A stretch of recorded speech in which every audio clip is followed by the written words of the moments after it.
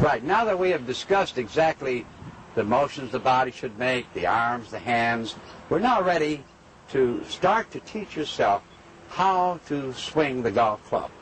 But before you do that, you probably need to review what is your body going to do. And again, remember the stick drill was just putting the club behind your back. This is a nice way for you to just remind yourself of what your body is going to do as you go through. Now, what most people are not aware of, that there are two distinct ways of moving this golf ball. I can either push it or pull it. And that's one of the basic laws of the universe. That's all you can do with any object is push it or pull it. If I'm going to push something, the power must come from the rear, in which case I could take my whole right arm, right side, drive the club down the line with a long right arm, all the emphasis on the right arm halving the ball out. Driving the ball out. That's an Arnold Palmer type golf swing. Yeah. Lon Hinkle, there are a half a dozen on the tour today that are driving the ball out. The only difference about that is while you're young and strong, that might be a very effective way to play golf. But as you start to get older, a law creeps up on you. It states that you cannot move your right arm any faster than you can run.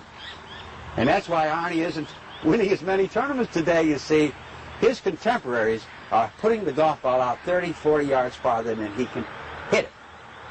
Now, Lee Trevino's recently made a change in his basic golf swing, which was a punch. He has learned now to hit high draws, and he's picked up 30 or 40 yards, and he's a real contender because of the yardage he's able to gain, because he has now taught himself how to swing. Not that he didn't know it before, but he preferred to punch. Now, in the swinging procedure, the power must primarily come from the front, since this is technically a pull. Here, the whole left side is pulling. It pulls the rope that pulls the club. And in addition to the pull, we get the uncocking action of centrifugal force. The uncocking action of centrifugal force.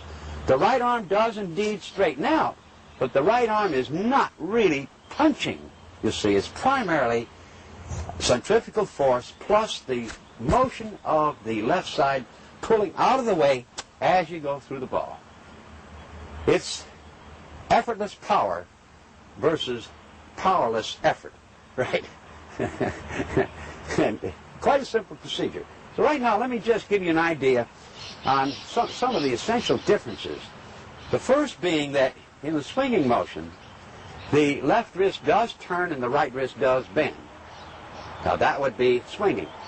In the hitting procedure, there is no turning or bending. The club face continues to look at the golf ball. Well, there's the first difference, and it's vital, because in the hitting procedure, the club face closes as it gets to the top and opens as it goes through the ball, which generally gives us more of a high, fading type shot that would kick to the right.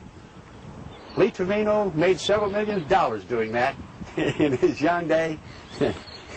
It's a beautiful way to hit the ball if that's the way you want to play it. On the other hand, from the swinging procedure, when we have the turn and now the cock, we have created a 90-degree left wrist cock here, you see, by the cocking of the right arm. Now, as this starts down, we understand that there's just a hinge here that is cocked as a result of leverage. Raise it up, it cocks itself, lower it, it uncocks it. And while it's doing that, your left side is merely turning out of the way. That's all it is. I apologize for the simplicity. The other thing is, you'll notice that on the count of 1 to 2, we're here. Look where the toe of the golf club is, up. At this point, the left arm comes straight up. Well, we see an angle here. That angle was created by the fact that my right wrist was bent back, you see? But at this point, the left arm is straight on the stance line. Now, as I start the downswing, I merely pull the arms down and allow the club to start to uncock. And as it does, my right hand flattens out as I go through the ball to a long right arm. An extremely simple procedure. 1 to 2, 2 to 3. Notice the upper arm is still touching. Start to reverse the action by letting the club start to fall. It will uncock itself as you turn out of the way. Look at the long right arm down the line. It just looks like this. Just let it fall. Right? Now let's do that again. I would like to add here that if you do that and you hit slightly behind the golf ball, it's because your left side didn't rotate fast enough. You see, if you rotate slowly, the club goes ahead and uncocks and hits behind it. On the other hand, if you rotated and hit too fast, then you wouldn't have a chance to totally uncock, in which case you would hit it thin. You see? So it all has to be blended in together. Now, one of the single most important things I'd like to impress upon you here is that if your hands are below shoulder level, the left hip starts to pull behind you instantly as you uncock the golf club. Instantly. You must learn to do this together. However, if your hands are above shoulder level, you must connect the upper arm first before you start to activate the hip. All right, so now for some little simple swings, emphasizing the left hip and the right arm uncocking simultaneously. There's the simple little motion. Really a very effortless way to swing the golf club. Thank you very much. Good. Right, now that I've demonstrated some of the swinging components, some of the procedures that you do to understand the differences, the difference was essentially the cocking and uncocking of the left wrist and the right hand participation going through the ball.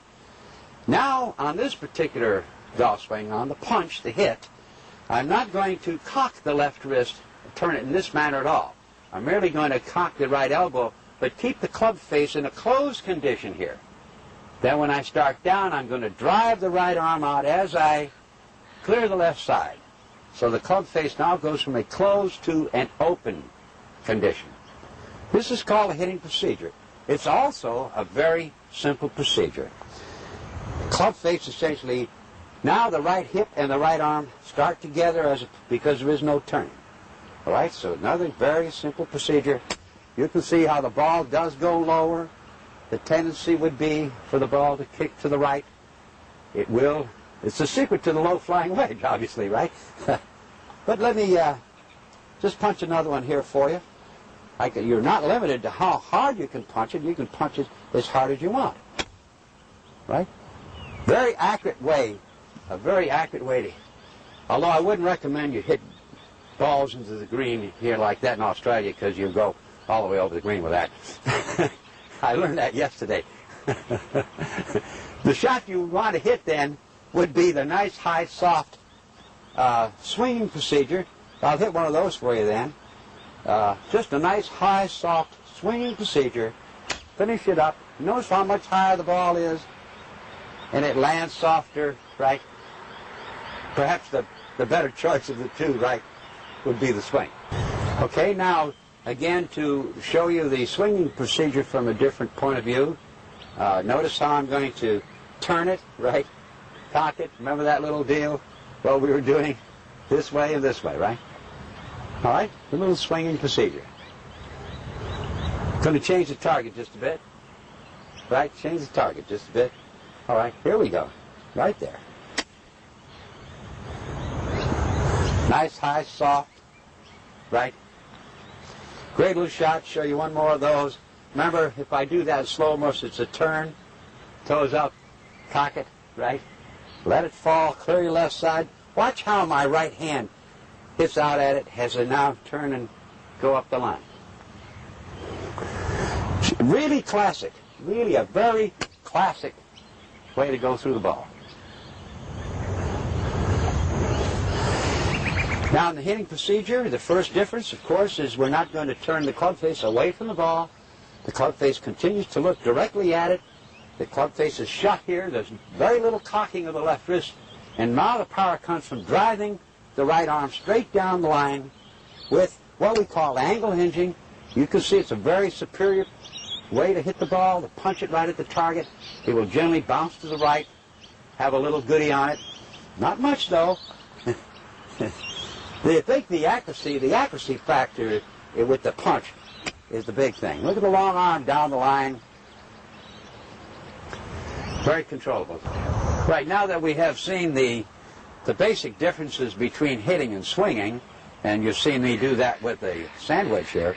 I'd like to show you that you do exactly the same thing with a 5-iron or 5-wood or your driver or any other golf club.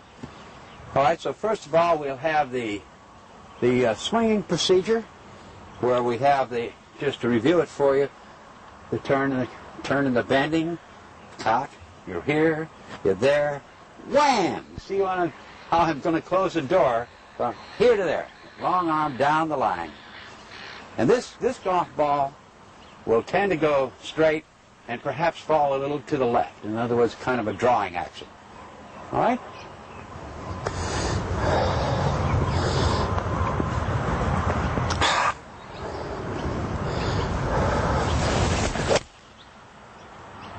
Now you notice the ball just falling a bit to the left-hand bounce, dead straight or fall left.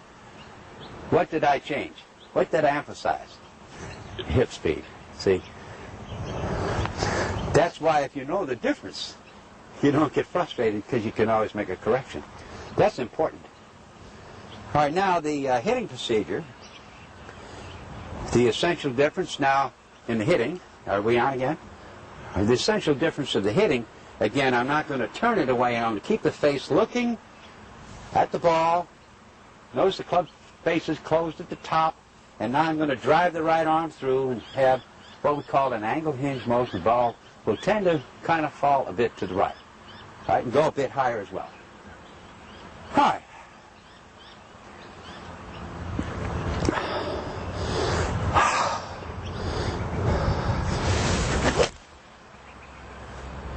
There you can see the ball is tailing off a bit to the right. Didn't go as far either, because you will lose about 1 club distance when you hit. You get what we call fall off to the right, angle hinging. The other one goes straight and falls left. It's horizontal hinging. The other, about a 10 yards difference between the two shots. Yeah. Right, to continue the difference between hitting and swinging, now here's a different club, a wooden club, just to show you the swing's the same way as the wedge. There's the 1 to 2, 2 to 3, 3 to 4, 4 to 5, 5 to 6, 6 to 7, 7 to 8, 9 to 10. There you go. All right, that'd be the swinging procedure. All right, just relax.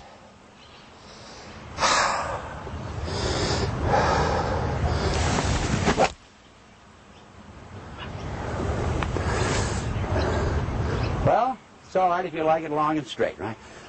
All right, now the hitting procedure, technically you probably wouldn't punch a wood, but you could. You see, you could punch a fade around a tree with a wooden club, because the ball doesn't know it's a wooden club. The ball doesn't care. So this would be a punch.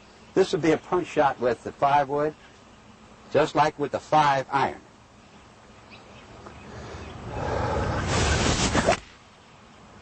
And you can see what happened. Because I de-lofted the 5-wood, it was almost like a 2-wood when I hit the ball. That's why you wouldn't want to do that. Can you appreciate that, what I just said? Because what did I do when I turned it under? I de-lofted it. See, that's why I couldn't get it up. That's why I wouldn't punch a wood. Thank you very much. Okay, now to continue our description of the different hinge motions, or the different hitting or swinging procedures, here we're going to hit the swing a 5-iron first, and then hit the 5-iron so we can see what some of the differences are. Now this will be a swinging procedure. Notice that there's a turn and a cock up. Notice the condition of the club face is in a square status.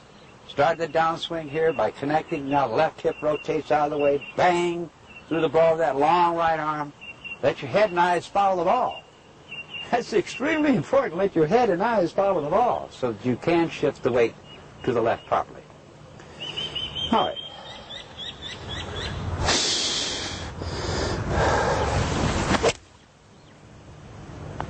Notice that the ball climbed nicely, has a little drawing action, goes dead straight or bounces left. Swinging procedure. All right, now the hitting procedure, again, the takeaway is different. The grip pressure is different as well. You can grip it just as tight as you want to with the hit. You see, because here your left arm, instead of being a piece of rope, could very well be a piece of board. Just a board hanging there. You're not going to get power on the finish. Now, so this is a little punching procedure, doing it in slow motion. Notice how the club face continues to look at the ball. The hands never get above shoulder high. The left hip starts to pull out of the way. You drive the right arm down the line. It's all over. When you're about here, you can just fold it up. Strictly a punching procedure.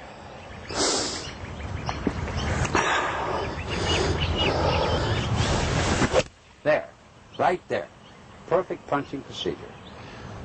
See the ball kick right and lose yardage. Thank you very much. Now we'll go into the wooden golf club, the 5-wood, which I call the rifle, since I can't move my right arm as fast as I used to for reasons having something to do with age, right? So I do a lot of swinging now, and I do punch when I get well within my punching range, actually. So here's the swing now with the 5-wood. Notice the turn. There, there, bang, right there. One smooth motion.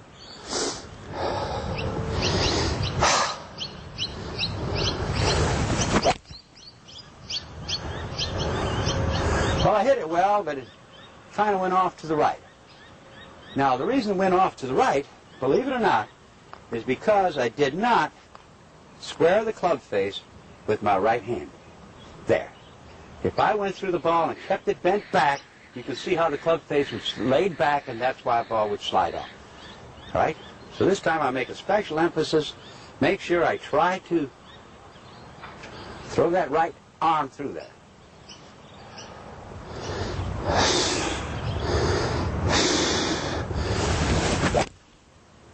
And there you can see the difference is a nice high shot with a little draw.